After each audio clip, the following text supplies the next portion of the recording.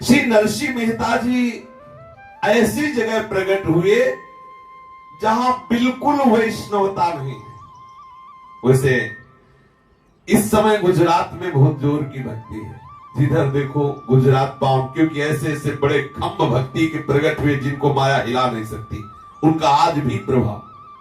जैसे बंगाल प्रांत महाप्रभु चैतन्य देव की कृपा का आज भी प्रताप, बिल्कुल चाहे वो जैसा मूड हो, लेकिन हरे कृष्ण कृष्ण कृष्ण हरे हरे, जैसे ये हवा चल रही ना तो सबको लग रही, ऐसे संपूर्ण, और हमें संपूर्ण विश्व में दिखाई देता हो, चाहे रसियन हो चाहे मेरे हरे कृष्ण।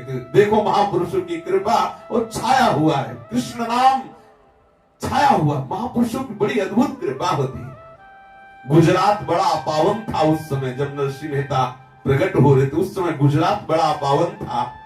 उसे पावन करने के लिए श्री हरि का कृपा रूप नरसिंह मेहता का अवतार हुआ, नरसिंह मेहता प्रकट हुए। आपका पूर्ण नाम श्री नरसिंह राम था।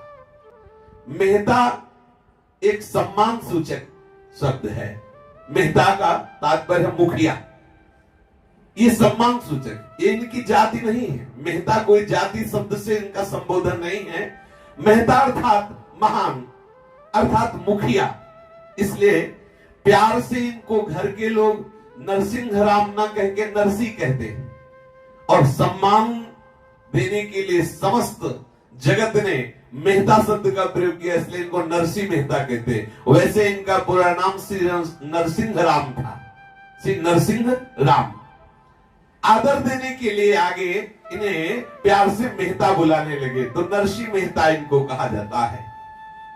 धन्य है वो कुल जहां नरसिंह मेहता जन्म लिए। श्री नरसिंह मेहता जी सौराष्ट्र प्रांत में जीर्ण दुर्ग नामक एक अत्यंत प्राचीन ऐतिहासिक नगर है, जिसे आजकल जूनागढ़ कहते हैं। श्री नरसिंह मेहता जी का जन्म लगभग संवत 1470 में इसी जूनागढ़ में एक प्रतिष्ठित नागर ब्राह्मण परिवार में हुआ था, नागर ब्राह्मण परिवार में। फिर वहां जन्म वहां हुआ, आके वास जूनागढ़ में हुआ। श्री नरसिंह मेहता जी के पिता का नाम था कृष्ण दामोदर दास और माता का नाम था लक्ष्मी गौरी। श्री लक्ष्मी गौरी जी के दो पुत्र थे, एक बड़े थे जिनका नाम वैसे बंशीधर था, पर कहते प्यार में बंशीधर थे, जैसे नरसिंह राम नरसिंह मेहता जी का नाम था, ऐसे ही बंशीधर का नाम था बंशीधर, लेकिन प्यार से उन्हें बंशीधर कहते थे। बंशीधर की उम्र जब 22 वर्ष की हुई, तब नरसिंह राम की उम्र 5 वर्ष की हुई और माता पिता का शरीर पूर्ण हो गया। अब नरसिंह राम का लालन पालन बड़े भाई बंशीधर और उनकी दादी ने किया। दादी का नाम जय कुंवरी जी था। और आश्चर्य की बात यह थी कि 5 वर्ष हो गए, धीरे धीरे धीरे और उम्र बढ़ी, लेकिन आज तक कभी नरसिंह मेहता एक शब्द भी नहीं बोले, जिससे सबको पता चल गया कि ये बच्चा गूंगा है। नरसिंह मेहता जी जब 8 वर्ष की उम्र हुई, तब तक एक शब्द नहीं बोले, तो परिवार के लोग थोड़ा दुखी रहते थे कि इतना सुंदर बालक है लेकिन गूंगा है, सबको पक्का था गूंगा है। इस बात से उनकी दादी जय कुंवरी को बड़ा क्लेश था। वो बराबर इस चिंता में रहती कि मेरे पौत्र की किसी औषधि से, किसी फकीर की कृपा से जबान खुल जाए, बोलने लगे, नहीं तो पता कैसे चलेगा क्या दुख है क्या सुख है, ये बेचारा गूंगा। और नरसिंह मेहता जी गूंगा नहीं थे, अंदर ही अंदर भगवत स्मरण करते और नियम लिए थे कि जब तक गुरु मंत्र नहीं मिलेगा तब तक मैं वाणी बोलूंगा नहीं, जब गुरुजी बोलेंगे जो वही बोलूंगा, नहीं शब्द नहीं उच्चारण करूंगा। इतने बड़े महात्मा, जैसे जन्म से ही गुरु स्वामी तुलसीदास जी बोले थे राम, जैसे जन्म होते ही श्री रविदास जी ने एक बूंद भी दूध नहीं पिया जब तक रामानंदाचार्य जी ने आके दीक्षा नहीं दी।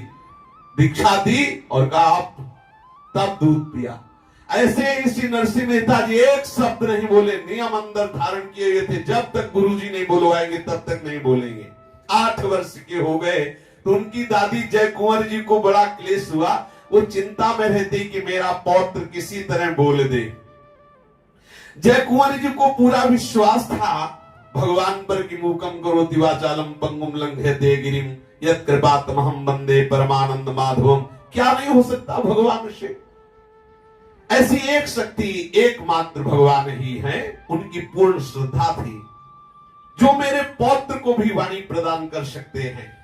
विश्वास था वो जगत नाथ है, जगत के स्वामी हैं, जो जो भक्त चाहते हैं उनकी चाह पूर्ण करते हैं। तो दादी जय कुंवर जी प्रभु से यही मनाती कि मेरा ये जो पौत्र है, ये मेरा पौत्र बोलने लगे, ये बोलता नहीं है। अब वो साधु महात्माओं की सेवा कोई निष्काम भाव से, संतों की सेवा तो बिरले जन ही करते हैं, नहीं प्राय कोई न कोई सकामता रहती है। और सकामता से भी अगर संत सेवा करे तो लाभ ही होता है, क्योंकि कैसे भी जुड़े अमृत से जुड़ जाए तो अमृत ही हो जाता है। संतों से किसी भी भावना से जुड़े तो संत जिस भावना में होते हैं उनका भाव प्रकाश उसके ऊपर पड़ता ही है।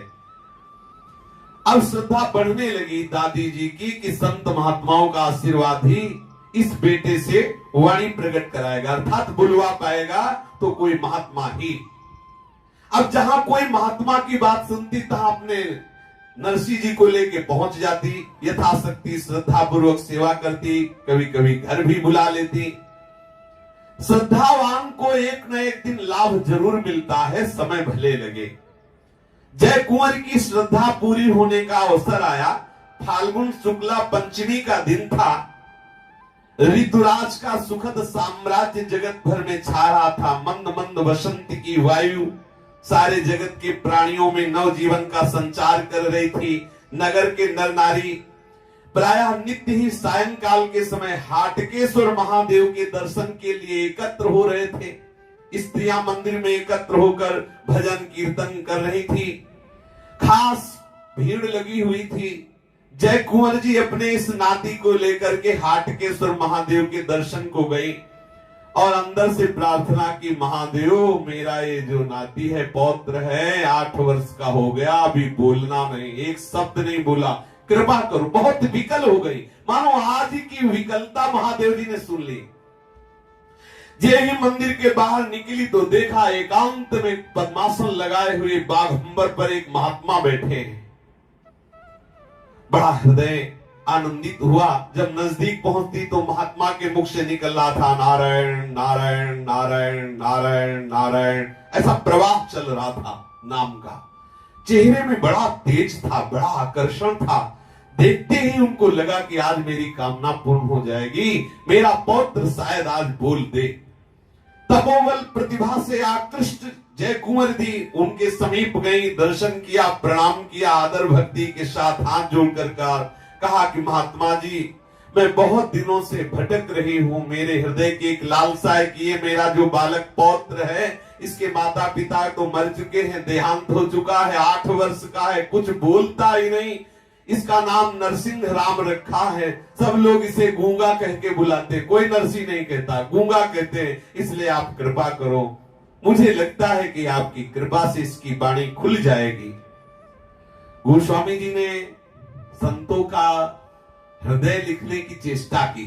कहा संत हृदय नवनीत समाना, लिख दिया। फिर एकदम ध्यान गया कि नवनीत में तो दोष है। बोले संत का हृदय कैसा? बोले मक्खन जैसा। मतलब गोस्वामी जी को लगा मुलायम में सबसे ज्यादा मक्खन है, तो लिखा संत हृदय नवनीत समाना। पर ध्यान गया कि नवनीत में एक महान दोष है कि जब उसमें स्वयं ताप लगता है तो पिघलता है, लेकिन संतजन दूसरों का दुख देख के द्रवित होते हैं। तो आगे लिखना पड़ा, कहा कविन पर कहे न जाना, निज परिताप द्रवई नवनीता, पर दुख द्रवई सो संत पुनीता।